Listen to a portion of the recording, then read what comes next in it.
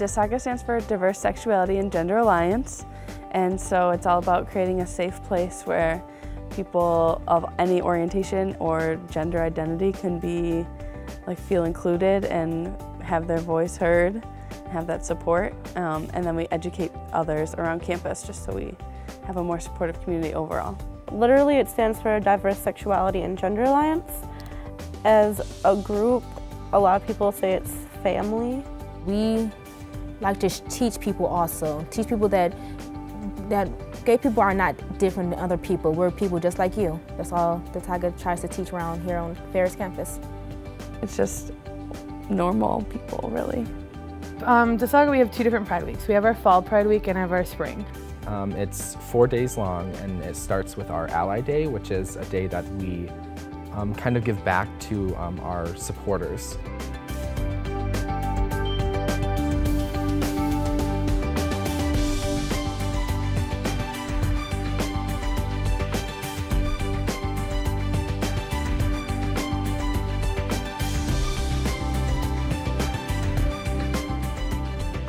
Then Tuesday is our Identity Day. It teaches people about the varying identities and that people can identify as, whether that's like sexual orientation or gender identities, that people within our community do identify as.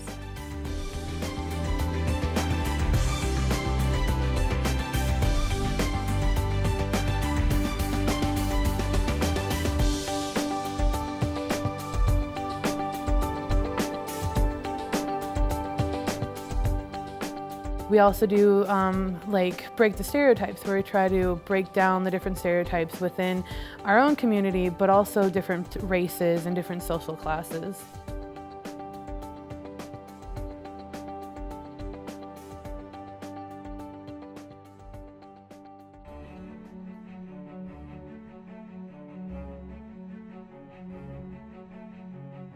This year, our Thursday is our Day of Silence.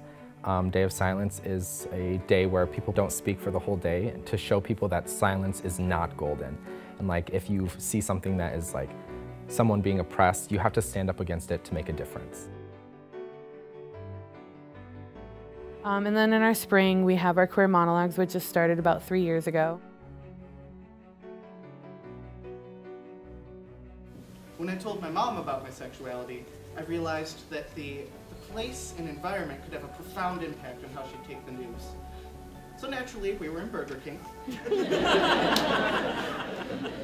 This is our 3rd year, and it's kind of like the Vagina Monologues, which a lot of people are familiar with. And it's a theatrical performance of stories. And it's stories of multiple different types of voices. It's coming out stories, some sad, some funny, some hard to hear. But the idea is to educate what actually happens, as well as be a relatable experience for those who want to come and listen. The hope is that it's inspirational, as well as entertaining. As she stands to her feet wanting to say, I'm here. I've been here since I was born. So quit asking me if I'm a him or a her, because when you combine the 2 pronouns, you get H-I-R, here. And God combined the 2 genders and put me in this body transgendered. I'm here, so quit talking about me like I'm not here. James holds back into Melissa's skin. And the 2 comfort each other in their syncopated heartbeats. Waiting for the day that Melissa can finally rub off this made-up genetic makeup. When the teacher asks for James, and he can say, I'm here.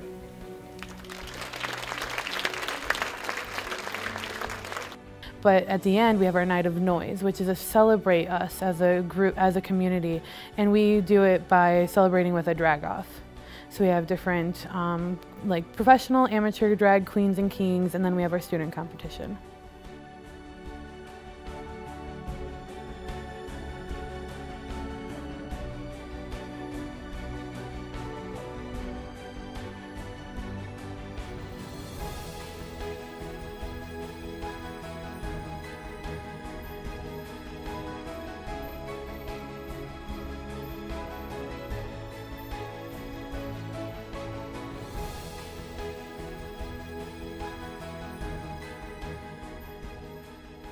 We do Pride Week just more for education more than anything, so that the whole community of Ferris can be educated about the LGBT community. Just sharing that you're a part makes other people aware of it. as well as like coming up to our tables, because we have those events out on campus for not only to educate people but inform people that there is a gay community on campus.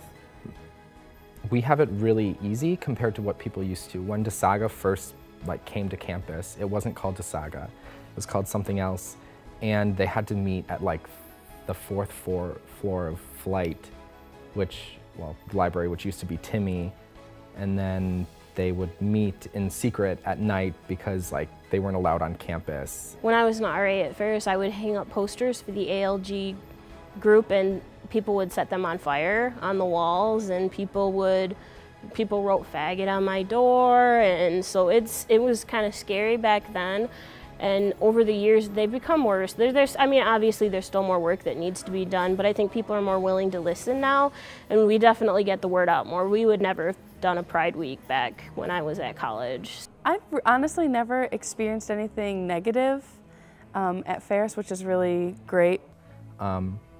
We've come a long way with some of the comments that are made to us on the quad and things. We have a ways to go, but we definitely have come a very long way. So I think the Ferris is very accepting.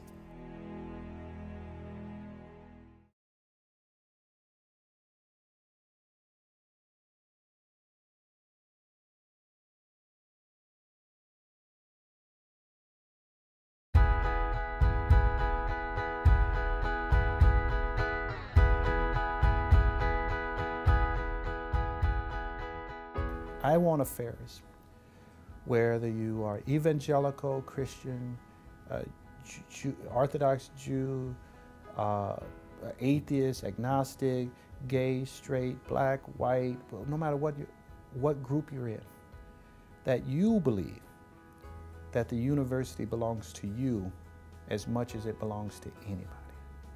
Coming to a college, you get to interact from people from every walk of life, from different locations, races, ethnicities, nations, sociogeographic, gender identity, gender preference, sexual orientation, and that just makes you a better human being.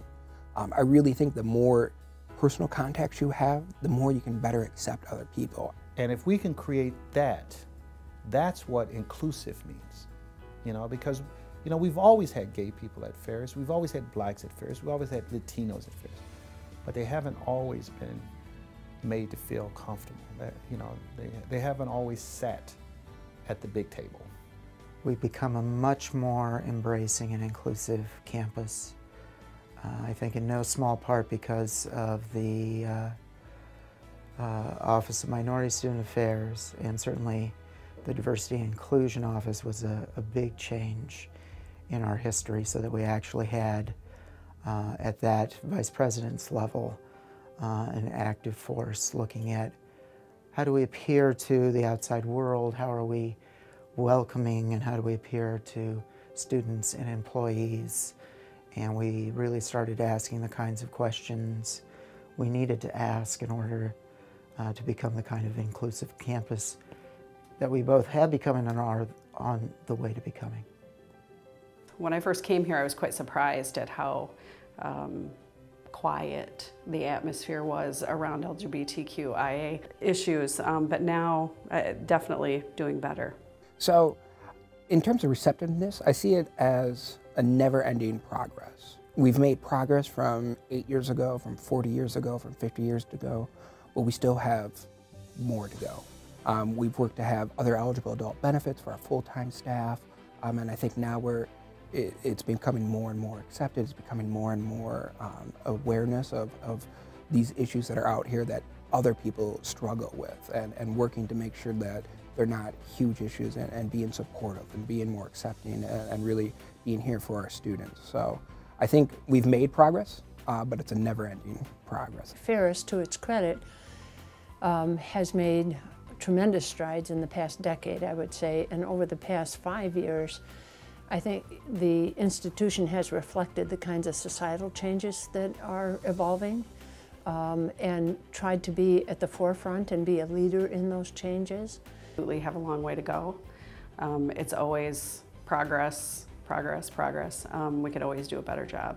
But I do think in the past few years, I've only been here for 8, But compared to when I first came to Ferris, when I was first informed about the AFE, which is the Alliance of Ferris Employees, it was very underground, and emails were kind of sent in secret about this organization to being, just a couple of years ago, very open with its involvement in things on campus, and it's inviting people to become members. And so just in that short amount of time, I saw that growth. Like most areas of a large bureaucracy, the changes that are necessary are often not as forthcoming as quickly as we'd like them to be, but that's true for any bureaucracy. And the efforts that are being made by the university as a whole, and certainly by David Pilgrim's office, give every indication that we are trying to move toward an atmosphere and a practice that is diverse and inclusive.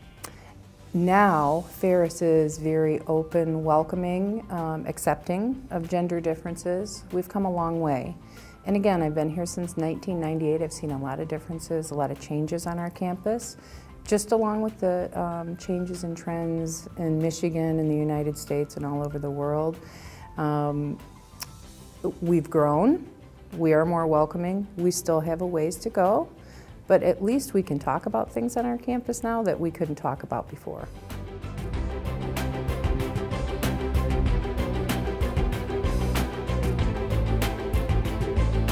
I try to be empathetic, to understand what it's like for some people to feel that they still can't come out, although that breaks my heart, to be honest with you.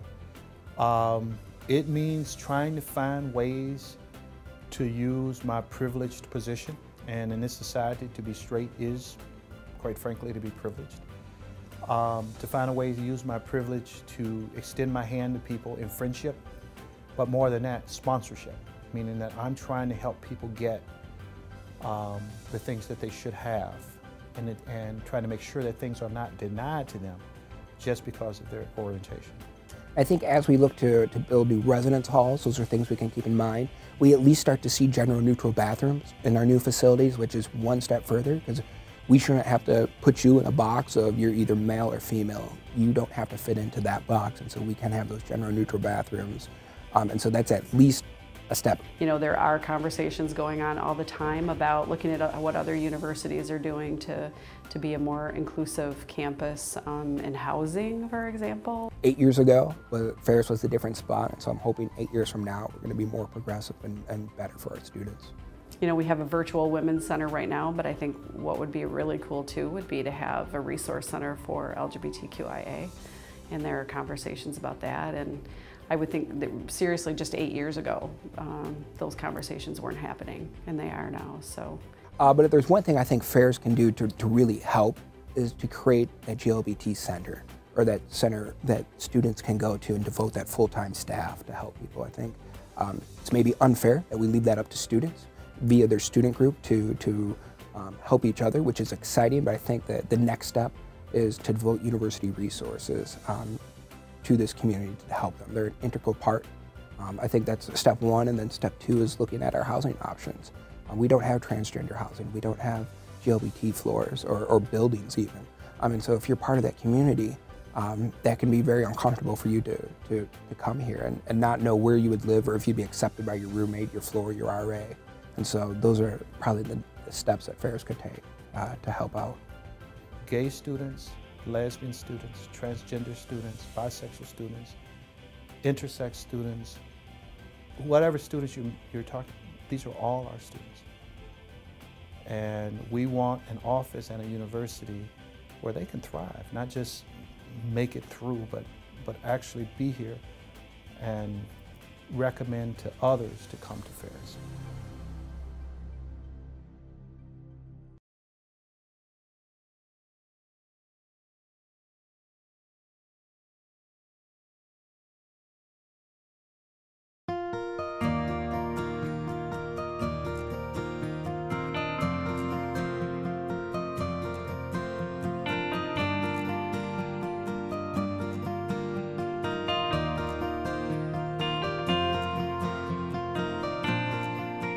My definition of ally, I guess within my definition of ally, anyone can be an ally. So you can also identify as gay or lesbian and an ally, because an ally is someone who is just proactively supportive of the LGBT community.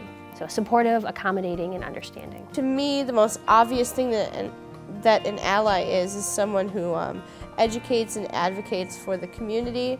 And so that's someone that challenges uninclusive language, that's someone that challenges an uninclusive idea, that's someone that reads, writes, brings light to kind of dark areas. It gives people voices that don't otherwise have them. Your role as an ally is to be someone who speaks the truth and who will correct people who are saying improper things, being supportive, being welcoming, being friendly, and inclusive. So I think the first step to becoming an ally is learning more about the community. So asking questions, having an understanding of what you know and what you don't know, and then I guess in that point learning how to accommodate people and have a great understanding of the struggles that LGBT students go through. That way you can, next decision you make, include them. And so you grow up in that environment that you're in, and you've never had to challenge it. You just read about it. You see the funny Will and Grace episode with the gay stereotype trope where he's like sassy, do his thing, and then you go and you meet someone who's actually gay and you're like, you're not that, I don't understand. I have had numerous people tell me, I've never known any gay people. Well, yes, you have. You just didn't know it, that you knew them. I can guarantee you knew people who were gay. When you come to a university, or you move to a bigger city, or you move into a community, or you meet that person in your high school that's like now out when they weren't in high school, you begin to like, it innately challenges what your concept of reality is, because you realize that there are people different than what you think. One of the things that I've seen just in my own experience here is try to be reassuring as much as possible to students when they come forward to that. It's coming to a counseling center can be pretty scary in general for a lot of individuals, but I think for a long time LGBTQIA issues were often viewed as a type of mental problem or mental illness, and so it's really important to me to reassure students that that it's not a mental illness, absolutely not, and that when they come forward to seek support for coping and for learning and self-growth and all of that around those issues or any other, that's no different than anyone else. I keep going back to this is a human being, and we're going to treat this person as a human, and we'll treat them with the respect that you want to be treated. Just because you grew up with a set of values doesn't mean you have to impose them on somebody else. And so trying to shift that conversation away from acceptance to the respect that you want. So whether you like a group or not, you have a responsibility to act civilly and professionally.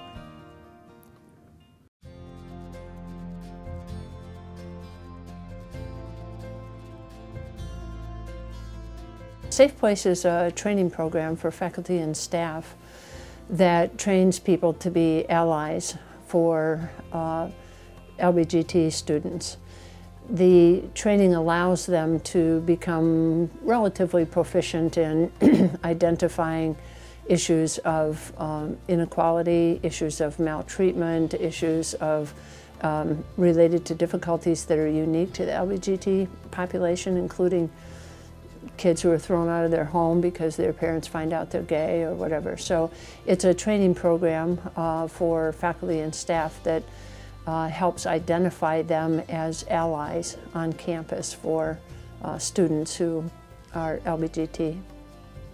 I know a bit about the history of the LGBT culture at Ferris. I knew that the Safe Place and DeSaga were created 15 maybe, or at least Safe Place was created 15 years ago because of a need, because they literally needed a safe place, a secret location that they had a phone call to the director of housing and a phone call to this person just to get included in the Safe Place. And so since then, huge strides. The fact that there can even be a Pride Week or an open group or a catcall for anyone who wants to show up can show up is huge strides.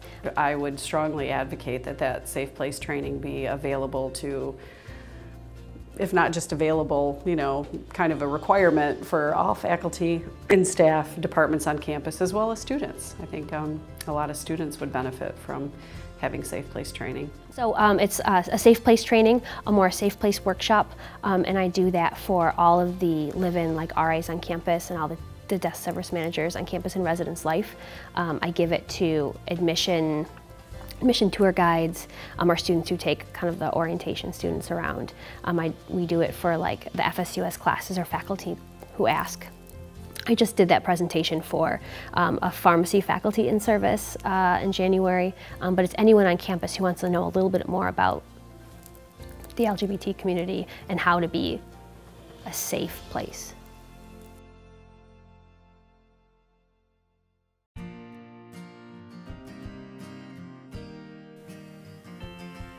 An indication I've given before about when you're ready to be an ally is once you associate yourself with supporting LGBT students, sometimes people assume, oh, you must be gay too. And when you're in a position where it doesn't upset you if people are going to assume your sexual orientation, then you're ready. Because I had people used to like just assume who I am all the time. Oh, she must be a lesbian, or she must be bi, or whatever. And when it didn't matter to me what they thought, that's when I knew I was ready. Because if I was afraid they were going to think I was a lesbian, because I thought that was like bad, then I still hadn't, in my mind, come to terms with being gay and straight are equal. Someone growing into being an ally, I think ask questions. Know where you're coming from. Know what you're comfortable with speaking on. Not everyone has the answers. So like being an ally, if someone comes out to you, the most important thing is just to sit and listen. But being an ally just means you are, if someone comes out to you and you can say, I'm so glad you told me, like I'm here to listen to you, like I'm proud, that's what being an ally too. So if you're ready to say those words to someone, then you're ready to be an ally.